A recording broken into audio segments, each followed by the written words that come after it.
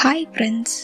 நேத்தோட ஸ்டோரியில் அவங்க ஃப்ரெண்ட்ஸ் எல்லாருமே சேர்ந்து கலாய்ச்சி அவங்க 2 பேரையும் சேர்த்து வச்சுட்டு தான் சொன்னாங்க. இதுக்கப்புறம் அவங்களோட லைஃபு எந்த அளவுக்கு ஜாலியாக போச்சு அப்படிங்கிறத இன்றைக்கி நம்ம இந்த வீடியோவில் பார்க்கலாம். எப்போ தான் அவள் கூட பேச போகிறோம் பழக போகிறோன்னே அவள் பின்னாடியே சுற்றிட்டு இருந்த எனக்கு இன்றைக்கி அவங்க ஃப்ரெண்ட்ஸே ஒரு நல்ல வாய்ப்பை ஏற்படுத்தி கொடுத்துட்டாங்க.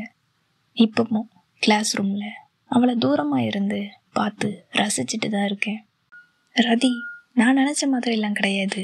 அவள் சரியான வாயாடி, நல்ல ஜாலி டைப்பு.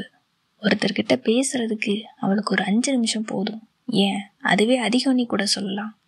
அந்த அளவுக்கு அவள் ஈஸியாக ஜெல்லாகிடுவா எல்லாருக்கிட்டையும். ஆனால் என்கிட்ட மட்டும் ஏன் பேசலை அப்படின்னு எனக்குள்ள ஒரு யோசனை இருந்தது.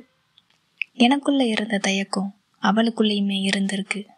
அதை நான் அப்போ தான் தெரிஞ்சுக்கிட்டேன்.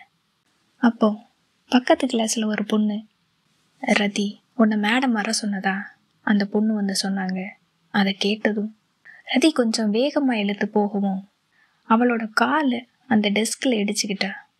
அதை பார்த்ததும் நான் சடனாக எழுந்து ஹே ரதி பார்த்து போடின்னு சொன்னேன். அந்த கிளாஸே மொத்தமாக அமைதியாகிடுச்சு. எல்லாருமே அப்படி என்னையே பார்த்தாங்க. அவ இடிச்சுக்கிட்டதுக்கு இவ ஏன் கத்துறான்னு எல்லாரும் என்னையே பார்த்தாங்க. ரதி என்னை பார்த்து சிரிச்சிட்டு அங்கேருந்து போனான்.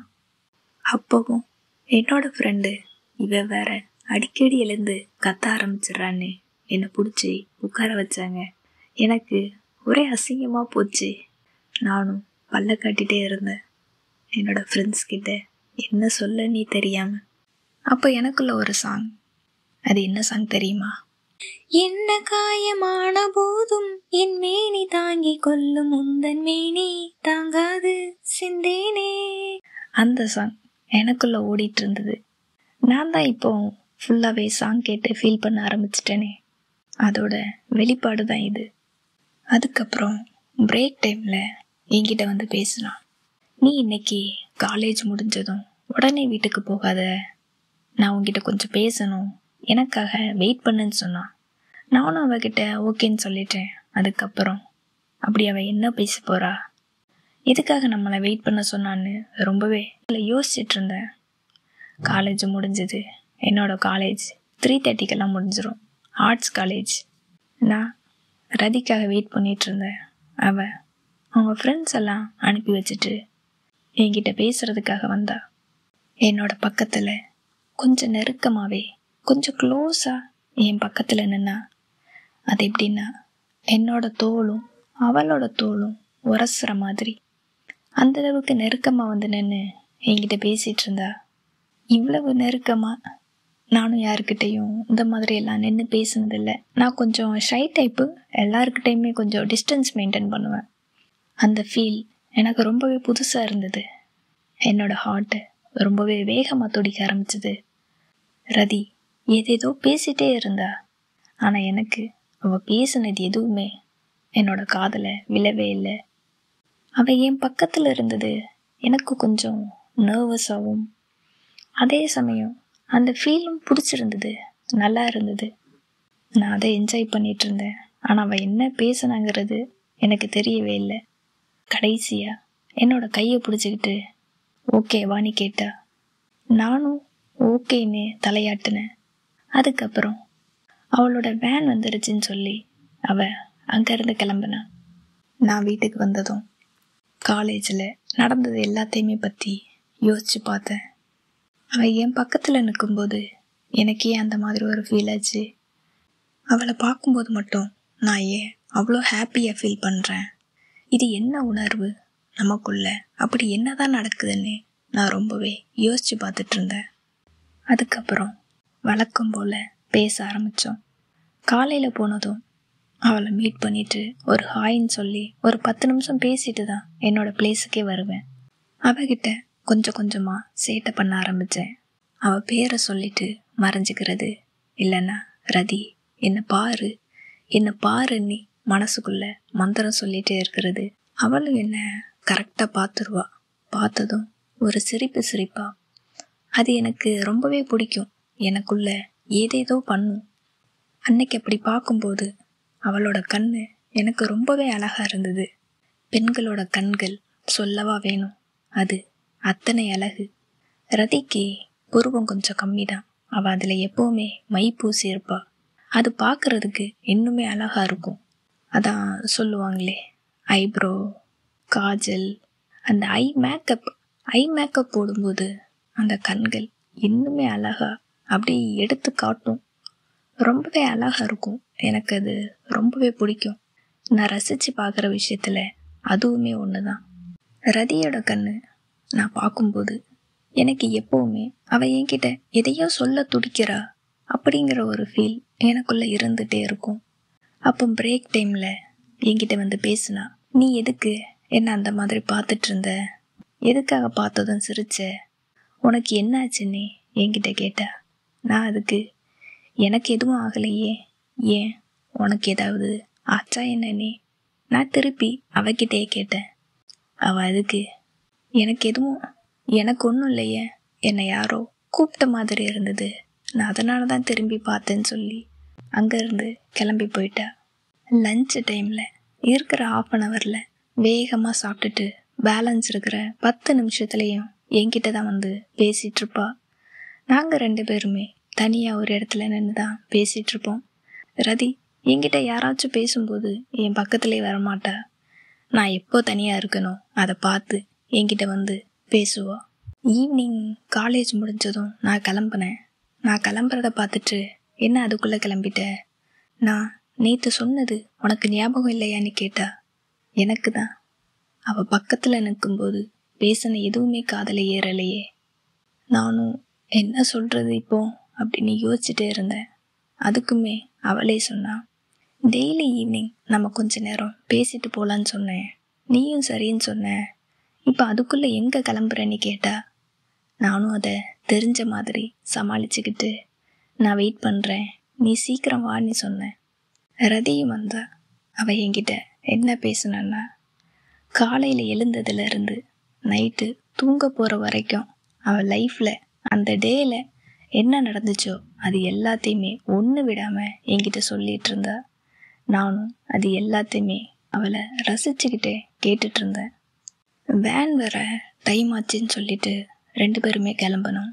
அப்போ ரதி என்னோட கையை அவளோட கைக்குள்ளே வச்சு கோர்த்துக்கிட்டு, நான் இந்த மாதிரி கையை பிடிச்சா பதிலுக்கு நீயும் இப்படி பிடிச்சிக்கணும், இப்படி ஹோல்ட் பண்ணிக்கணும்னு சொல்லி எனக்குமே சொல்லி கொடுத்தா. 2 பேருமே கையை பிடிச்சிக்கிட்டு நடந்து போயிட்டுருந்தோம்.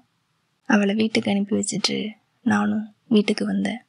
எனக்கு ரொம்பவே பிடிச்ச ஒரு விஷயம் நான் ரெகுலராக பண்ணிகிட்டு இருந்தேன். அது என்னென்னா, நைட்டு எப்போ 9 மணி ஆகும்னு வெயிட் பண்ணிகிட்டு இருந்தேன்.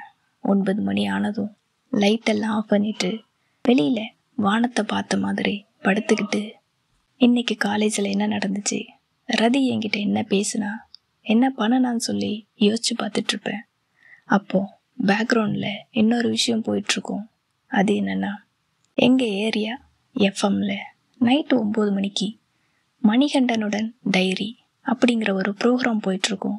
அதில் அவங்களோட வாய்ஸு ரொம்ப நல்லா இருக்கும். அவங்களோட வாய்ஸில் தினமும் ஒரு ஸ்டோரி, உண்மையான ஸ்டோரி தான். அதுக்கு மேட்சாக ஒரு சாங்குமே போடுவாங்க.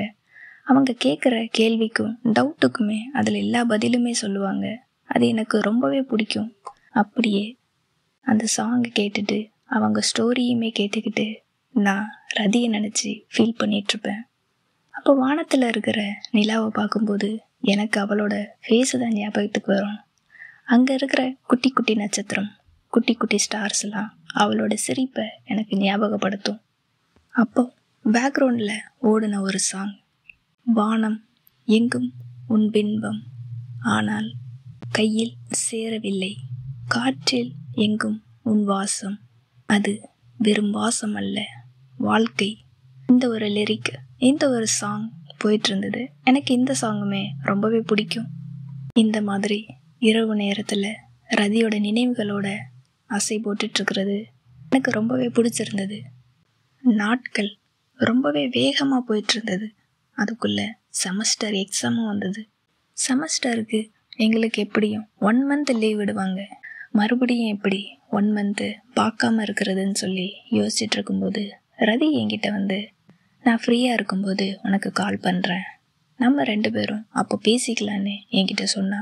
நானும் சரின்னு சொல்லி தலையாட்டிட்டு வீட்டுக்கு போனோம். அன்னையிலேருந்து நான் என்னோடய ஃபோனை கீழேயே வைக்கல.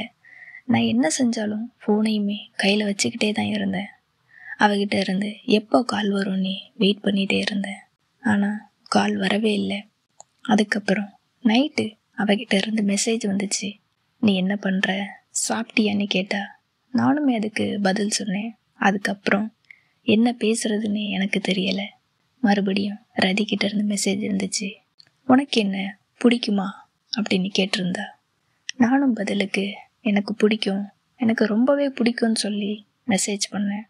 அதை பார்த்துட்டு மறுபடியும் உனக்கு எதுக்கு பிடிக்கும், எதனால் என்ன பிடிக்கும்னு கேட்டா. நானும் ரொம்பவே யோசித்து பார்த்தேன். எனக்கு அதுக்கு எந்த ஒரு பதிலுமே கிடைக்கல. அதையே நான் டெக்ஸ்ட் பண்ணேன். அது எனக்கு தெரியலை, ஆனால் எனக்கு உன்னை ரொம்பவே பிடிக்கும்னு சொன்னேன். நான் சொன்ன பதில் அவளுக்கு சாட்டிஸ்ஃபைடாக இல்லை. அவளுக்கு கொஞ்சம் கோவம் வந்துடுச்சு. அது எப்படி தெரியாமல் இருக்கும்னு என்கிட்டே கேட்டா. எனக்கு இப்போ என்ன சொல்லன்னு தெரியாமல் நான் பதிலுக்கு டெக்ஸ்ட் பண்ணேன். எனக்கு உன்னோட கண்கள் ரொம்பவே பிடிக்கும், உன்னோட சிரிப்பு அதுவும் பிடிக்கும். எதையுமே உனக்கு மறைச்சி வச்சு பேச தெரியாது. ரொம்பவே ஜாலியான கேரக்டர், எல்லாருக்கிட்டையும் உடனே க்ளோஸ் ஆயிடுவ அப்படின்னு ஏதேதோ அடித்து விட்டுட்டு இருந்தேன். ஏதோ நல்ல வேலையா அவளும் நான் சொன்ன பதிலில் சாட்டிஸ்ஃபைட் ஆகிட்ட. சரி ஓகேன்னு அந்த கேள்வியை அதோட விட்டுட்டா. அதுக்கப்புறம் எக்ஸாம்னு சொல்லி காலேஜுக்கு வந்ததும் நேராக ரதி எங்கே இருக்கானே நான் அவளை போய் பார்த்து பேசினேன். பேசிட்டு எக்ஸாம் எழுத போனேன். எக்ஸாம் முடிஞ்சதும் எல்லாருமே கிளம்பி வீட்டுக்கு போனாங்க. ஆனால் நாங்கள் 2 பேர் மட்டும் அந்த மரத்தடியில் இருந்து பேசிகிட்டு இருந்தோம். ஈவினிங் வரைக்கும் பேசணும். அதுக்காக நீங்கள் என்கிட்ட என்ன பேசினான்னு மட்டும் கேட்டுறாதீங்க. அது எனக்கே தெரியாது. பேசணுன்னு மட்டும்தான் தெரியும். நான் ரதி பேசும்போது அவளை மட்டும்தான் பார்த்துட்டே இருப்பேன். என்ன பேசினான்னு கூட எனக்கு தெரியாது. இதுக்காக நிறைய டைம் என்கிட்ட கோச்சிக்கிட்டு இருக்கா. வீட்டுக்கு வந்ததும் மறுபடியும் டெக்ஸ்ட் பண்ண ஆரம்பித்தோம். அந்த 100 மெசேஜ் அதுக்குள்ளே என்ன பேச முடியுமோ அது எல்லாத்தையுமே பேசணும். எப்போவுமே கேள்வி கேட்குறது ரதியாக தான் இருப்பா. அதுக்கு நான் பதில் மட்டும்தான் சொல்லணுமே தவிர வேறு எதுவுமே பேசக்கூடாது. ஒரு வழியாக காலேஜுமே ரீஓப்பன் ஆச்சு. இப்போ நாங்கள் சீனியர், அதாவது செகண்ட் இயர் படிச்சுட்ருக்கோம். சீனியர் ஆனதும் கொஞ்சம் சேட்டையுமே எக்ஸ்ட்ராவாயிருச்சு. ஜூனியரை ரேகிங் பண்ணுறது, கொஞ்சம் ரவுடிசம் பண்ணுறது. அந்த குரூப்பில் நானுமே இருப்பேன். எங்களுக்குள்ளே இருந்த அந்த பிரிவு இன்னும் எங்களுக்குள்ள நெருக்கத்தை அதிகமாக்கிச்சு. கிளாஸு ரொம்பவே ஜாலியாக போயிட்டு இருந்துச்சு. ஏன்னா அது லாஸ்ட் பீரியடு. கிளாஸில் மேடம் இல்லைன்னு சொன்னதும் எல்லாருமே அங்கங்கே தனித்தனியாக பாதி பேர் கிளாஸில் இருந்தாங்க, மீதி பேர் வெளியில் போயிட்டு நின்று பேசுகிறது, அரட்டை அடிக்கிறதுல இருந்தாங்க. ரதி தனியாக ஏதோ பண்ணிகிட்டு இருந்தா. நானும் அவகிட்ட போய் பேச போனேன். அவள் பக்கத்தில் போய் உட்காந்து 2 பேருமே கால் நீட்டிட்டு பேசிகிட்டு இருந்தோம். என்னோட காலை வச்சு ரதியோட காலில் லைட்டாக டச் பண்ணேன். அவள் அதை பார்த்ததும் சாரி தெரியாமல் பட்டுருச்சுன்னு அவகிட்டே போய் சொன்னேன். அப்போது நான் ரதிக்கிட்ட நீ எதுக்கு என்னோட பேரை சொல்லி கூப்பிட மாட்டேங்கிறேன்னு நான் கேட்டேன். ரதியும் பதிலுக்கு நீயும் தான் என்ன பேரை சொல்லி கூப்பிடவே இல்லைன்னு திருப்பி என்னையே கேட்டா. அது உண்மைதான், நாங்கள் 2 பேருமே இது வரைக்கும் பேர் சொல்லி கூப்பிட்டதே கிடையாது. எனக்கு ஏதாவது அவகிட்ட பேசணுன்னா நான் அவளையே பார்த்துட்ருப்பேன். நான் பார்க்குறது அவளுக்கு எப்படி தெரியுமோ அது தெரியாது. கரெக்டாக என்னை திரும்பி பார்ப்பா. அப்படி தான் 2 பேருமே பேசிகிட்டு இருந்தோம். இல்லைன்னா ஃப்ரெண்டுக்கிட்ட சொல்லி அவளை கூப்பிடுன்னு சொல்லி அந்த மாதிரியும் பேசிகிட்டு இருந்தோம். ரதி என்கிட்ட சொன்னதும் நான் அவள் காது பக்கத்தில் போயிட்டு ரதி ரதி ரதின்னு 3 டைம் சொன்னேன். அதை கேட்டதும் அவள் சிரிச்சிட்டு இப்போ தான் நீ எனக்கு பேர் வைக்கிறியா, பேர் வைக்கிற ஃபங்க்ஷன் போயிட்டுருக்கா என்னன்னு அவள் கேட்டதும் எனக்கு சிரிப்பு வந்துருச்சு. அதுக்கப்புறம் எப்போவுமே ரதி என்ன பேரை சொல்லி தான் கூப்பிடுவா. ஜெஸி. அவள் கூப்பிடும்போது தான் என்னோட பேர் எனக்கு ரொம்பவே அழகாக தெரிஞ்சுது. யாரும் என்ன இது வரைக்கும் என்னோட ஃபுல் நேம் சொல்லி தான் எல்லாருமே கூப்பிட்ருக்காங்க. ஃபர்ஸ்ட் டைம் என்னை ஜெஸ்ஸினி கூப்பிட்டது ரதி மட்டும்தான். ரதி பேசும்போது ஜெஸ்ஸினி ஆரம்பித்து ஜெஸ்ஸினி தான் முடிப்பா. ஒரு நாளைக்கு எப்படியும் ஒரு 100 டைம் ஆச்சும் என் பேரை கண்டிப்பாக சொல்லிடுவா. நாங்கள் அப்படி பேசிகிட்டு இருந்தோம். அப்போ என்னோட கை எப்போவுமே ரதியோட கைக்குள்ளே தான் இருக்கும். என்னோட கையை எப்போவுமே அவளோட கைக்குள்ளே ஹோல்ட் பண்ணி வைக்கிறது, சொடக்கு விடுறது, இதை தான் ரெகுலராக பண்ணிகிட்ருப்பா. அப்போ பெல்லுமே அடித்தது. பெல் அடித்தோடனே எல்லாருமே கிளாஸை விட்டு கிளம்பி போயிட்டாங்க. நாங்கள் பேசிட்டு லேட்டாக தானே போவோம். ஸோ அந்த இடத்துல பேசிட்டு தான் இருந்தோம். அப்போது நான் ரதிக்கிட்ட இன்னொரு விஷயம் கேட்டேன். உன்னோட மடியில் நான் படுத்துக்கவான்னு கேட்டேன். அவளும் சரின்னு சொல்லவும் நான் அவளோட மடியில் படுத்திருந்தேன். ஆமாம், கிளாஸ் ரூமில் அவளோட மடியில் படுத்திருந்தேன். இத்தனை நாளாக எனக்கு அவளை மிஸ் பண்ண ஃபீல் இருந்துச்சு. ஸோ அந்த தனிமையை போக்குறதுக்காக அவன் மடியில் படுத்திருந்தேன். அவளும் தலையை கூதி விட்டுட்டே பேசிகிட்டு இருந்தா. அப்போ சடனாக ஒரு அக்கா, அவங்க ஃபைனல் இயர், நாங்கள் 2 பேரும் கிளாஸில் இப்படி இருக்கிறத அவங்க பார்த்துட்டாங்க. அதுக்கப்புறம் அவங்க ஏன் அப்படி பார்த்துட்டு போனாங்க, அதுக்கு மேலே என்ன நடந்துச்சுன்னே நான் உங்களுக்கு அடுத்த வீடியோவில் சொல்கிறேன். அது வரைக்கும் வெயிட் பண்ணலாமா? தேங்க்யூ.